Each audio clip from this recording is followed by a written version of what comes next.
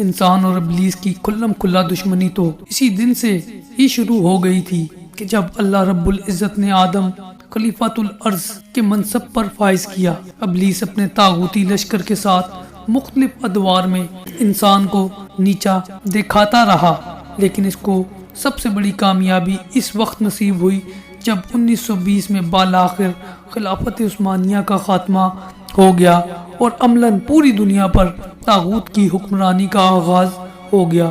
معیشت و معاشرت پر دن بدن طاغوت کی حکمرانی مضبوط سے مضبوط تر ہوتی گئی اور انسانیت ایک غیر محسوس انداز میں طاغوت کی غلامی میں پھنستی گئی۔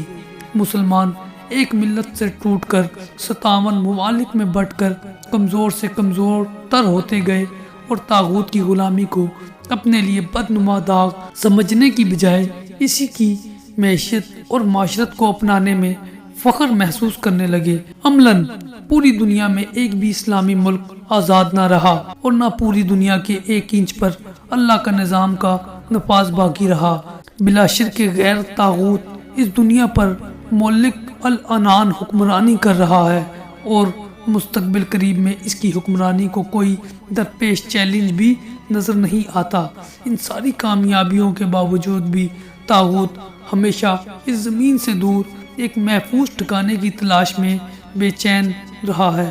زمین سے نزدیک ترین سیارہ یعنی چاند، جو کہ زمین سے 348 سے 400 کلومیٹر دور ہے، پر آباد کاری کے لیے اربوں ڈالر خرچ کیے گئے۔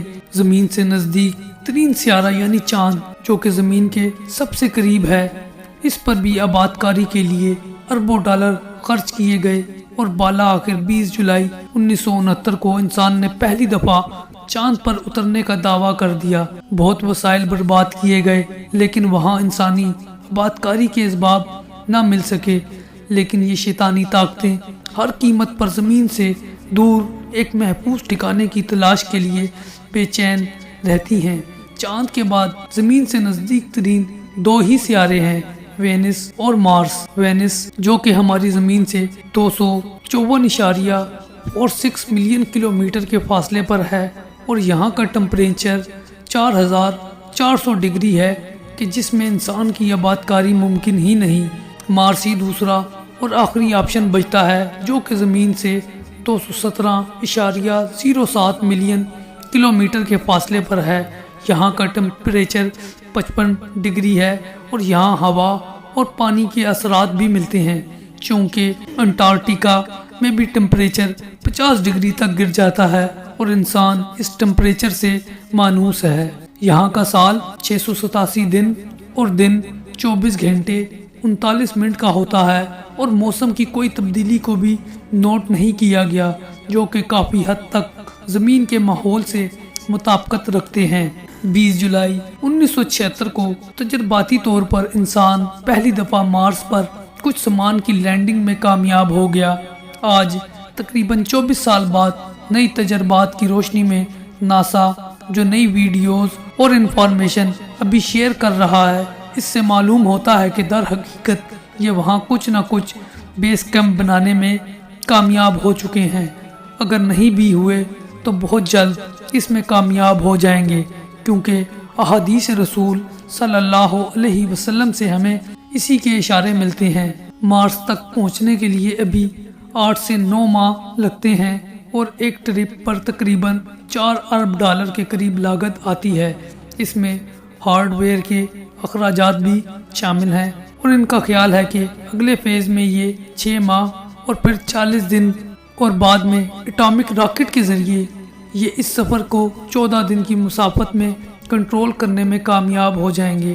سوال یہ نہیں کہ کتنا وقت اور سرمایہ لگتا ہے، اصل سوال یہ ہے کہ اس قدر وسائل پر آخر خرچ کیوں کیے جا رہے ہیں اور اس کے لیے اتنی بے چینی کیوں ہے، اور خصوصاً ایک ہی وقت میں امریکہ، چائنا اور UAE اس پروجیکٹ کے لیے اس قدر بے تاب کیوں ہے۔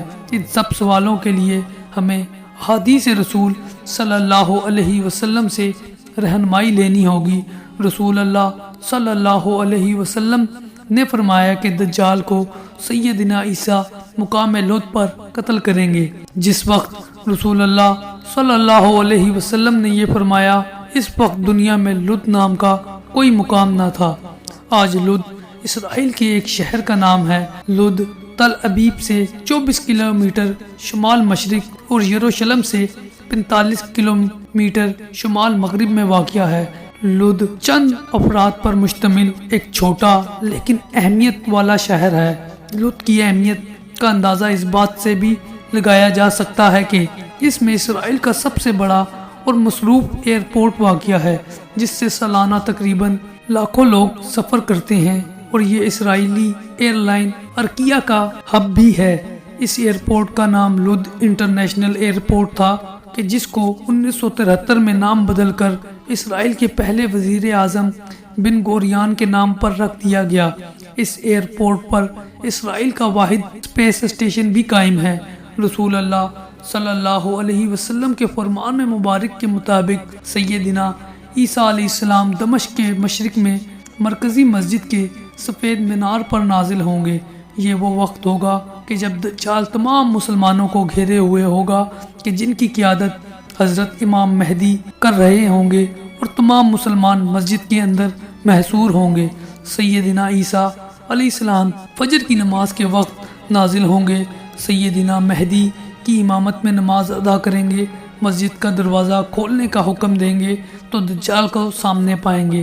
دجال سیدنا عیسیٰ علیہ السلام کو دیکھتے ہی پانی میں نمک کی طرح گھلنا شروع ہو جائے گا، فرار اختیار کرے گا، اس کا تعاقب ہوگا اور لد کے مقام پر سیدنا عیسیٰ علیہ السلام کے ہاتھوں مارا جائے گا۔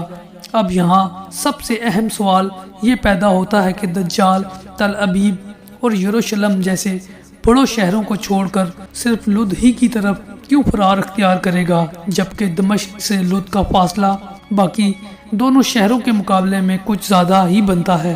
دمشق سے تل ابیب 213 کلومیٹر، یروشلم سے 217 کلومیٹر اور لد 218 کلومیٹر۔ اس کی محض وجہ یہ ہے کہ یہود قرآن اور فرمان رسول صلی اللہ علیہ وسلم کی صداقت کو بہت اچھی طرح سمجھتے ہیں، اور ہم سے بڑھ کر یقین رکھتے ہیں کہ آپ صلی اللہ علیہ وسلم کی زبان مبارک سے نکلا ہوا ہر لفظ حرف با حرف سچ ثابت ہونے والا ہے، مگر یہ محض اپنی ضد کی بنا پر اس کے خلاف ڈٹے ہوئے ہیں۔ سورہ بقرہ میں اللہ تعالیٰ کا ارشاد ہے، ترجمہ: جن لوگوں کو ہم نے کتاب دی وہ اس کو ایسے پہچانتے ہیں جیسے کہ اپنے بیٹوں کو پہچانتے ہیں، البتہ ان میں سے ایک گروہ وہ ہے جو جانتے بوجھتے حق کو چھپاتے ہیں۔ سورۃ بقرہ آیت نمبر 146۔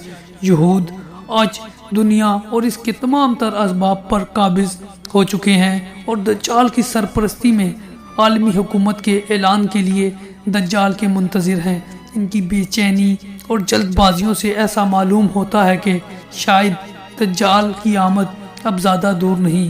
ان کو معلوم ہے کہ مسلمانوں سے ان کا آخری معرکہ ضرور ہونا ہے، اور اس میں ان کو شکست بھی ہونی ہے، اور ان کا قتل عام بھی، اور ان کا مسیحا دجال کہ جس کا یہ صدیوں سے انتظار کر رہے ہیں وہ بھی مارا جائے گا، کیونکہ رسول صلی اللہ علیہ وسلم نے ایسا ہی فرمایا ہے۔ اب یہ اس سب کی روک تھام کے لیے اپنی ٹیکنالوجی اور دنیاوی اسباب پر بھروسہ کرتے ہوئے اللہ اور اس کے رسول صلی اللہ علیہ وسلم کے خلاف جنگ پر آمادہ ہیں اور تیاری کر رہے ہیں۔ یہ یقین رکھتے ہیں کہ جیسے انہوں نے ناقابل شکست مسلمانوں کو کسی قابل نہیں چھوڑا، یہ قدرت کو بھی مغلوب کر لیں گے۔ ان کی یہ ساری تدبیریں اللہ کے رسول صلی اللہ علیہ وسلم کے فرمودات کی روشنی میں رونما ہونے واقعات کی روک تھام کے لیے ہیں۔ خراسان سے سیدنا مہدی کی نصرت کو نکلنے والے لشکر کو روکنے کے لیے یہ افغانستان میں ڈیرے ڈال کر بیٹھ چکے ہیں۔ رسول اللہ صلی اللہ علیہ وسلم کے فرمان کے مطابق مسلمانوں کے ہاتھوں یہود کا قتل عام ہوگا۔ ہر درخت اور پتھر پکار کر اپنے پیچھے چھپے یہودی کے بارے میں بتائے گا، سوائے غرقت کے درخت کے۔ اس قتل عام سے بچنے کے لیے اسرائیل بھر میں 20 کروڑ سے زائد غرقت کے درخت کاش کیے جا چکے ہیں، اور سلسلہ جاری ہے۔ حضرت عیسیٰ علیہ السلام کے ہاتھوں لد کے مقام پر دجال کو قتل سے بچانے کے لیے لد میں بہت بڑا اسپیس سینٹر قائم کر چکے ہیں۔ دمشق سے دجال بھاگ کر لد کو فرار ہوگا تاکہ اس اسپیس سینٹر تک پہنچ سکے اور وہاں سے زمین سے دور مارس کی طرف بھاگ کر وہاں پناہ لے سکے کہ جہاں طاغوتی قوتیں یا تو پہلے سے ہی کوئی اسپیس سینٹر بنا چکے ہیں یا جلد کامیاب ہو جائیں گے۔ اسی وجہ سے آج اکانومی کے بدترین حالات کے باوجود مارس مشن ان کی اولین ترجیح بن چکا ہے، اور ان کی انہی پھرتیوں کی وجہ سے ایسا معلوم ہوتا ہے کہ شاید وہ وقت اب زیادہ دور نہیں ہے۔ یہ چاہے کچھ بھی کر لیں، رسول صلی اللہ علیہ وسلم کی زبان مبارک سے نکلی ہوئی ہر بات نے حرف بہ حرف اسی طرح ہونا ہے کہ جیسا دنیا کے سب سے سچے انسان صلی اللہ علیہ وسلم فرما گئے ہیں، اور چاہے یہ شیطانی قوتیں جتنی مرضی چالیں چل لیں، لیکن کامیاب تو بہرحال اللہ ہی کی چال نے ہونا ہے۔ قرآن پاک میں ہے، انہوں نے بھی چالیں چلیں اور اللہ نے بھی چالیں چلیں، اور اللہ تعالیٰ بہترین چال چلنے والا ہے۔ سورہ آل عمران آیت نمبر 54۔ اور اللہ کے دین کو ہر حال میں غالب ہونا ہے، چاہے یہ شیطانی طاقتیں کتنی ہی سازشیں کیوں نہ کر لیں، کس قدر ہی ٹیکنالوجی میں ترقی کیوں نہ ہی کر لیں، غالب تو اللہ کے دین کو ہی ہونا ہے۔ قرآن پاک کی سورہ توبہ میں ہے، یہ لوگ چاہتے ہیں کہ اللہ کے نور کو اپنی پھونکوں سے بچا دیں، مگر اللہ کو اپنا نور مکمل کیے بغیر ہرگز کچھ منظور نہیں، خواہ کافروں کو یہ کتنا ہی ناگوار گزرے۔ سورۃ توبہ آیت نمبر 32۔ اسی طرح آیت سورۃ توبہ کی آیت نمبر 33 میں ہے، اللہ کا ارشاد ہے، وہ اللہ ہی ہے جس نے اپنے رسول صلی اللہ علیہ وسلم کو ہدایت اور دین حق کے ساتھ بھیجا تاکہ اسے تمام تر باقی ادیان نظام زندگی پر غالب کر دے، خواہ مشرکوں کو یہ کتنا ہی ناگوار گزرے۔ اللہ کے دین کو ہر حال میں غالب ہونا ہی ہے۔ اہمیت کی بات صرف یہ ہے کہ اس غلبے میں آپ کس قدر حصہ لینے میں کامیاب ہو پاتے ہیں۔